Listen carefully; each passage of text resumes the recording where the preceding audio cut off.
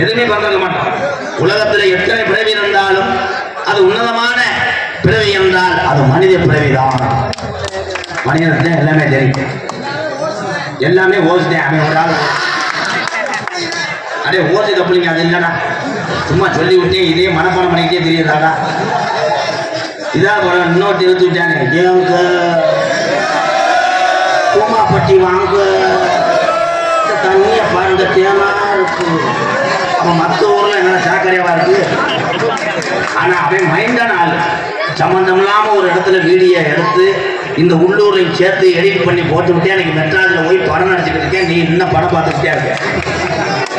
இதுல இருந்து என்ன தெரியுது, ஒட்டுமொத்த தமிழகத்தையும் திருப்புவன் தான் உலகத்திலே அறிவாளி என்பதை நான் சொல்றேன். நீங்கள் எல்லாருமே சாதிக்க என்ன சாதிக்கிறது, இந்த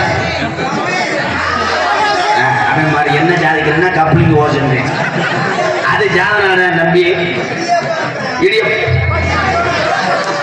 அடே சும்மா இடியப்பம் பணியாரம், அன்றைய காலத்துல அந்த பணியார இடியப்பம்லாம் கிடைக்காதவங்க நிறைய இருப்போம்ப்பா. தீபாவளிக்கு பொங்கலுக்கு பண்டிகை காலத்துல மட்டும் இட்லி தோசை சாப்பிட்டாலும் இருந்த கைது உங்க அஞ்ச மாதிரி தங்கங்களா. ஏன் அந்த காலத்துல கிரைண்டர்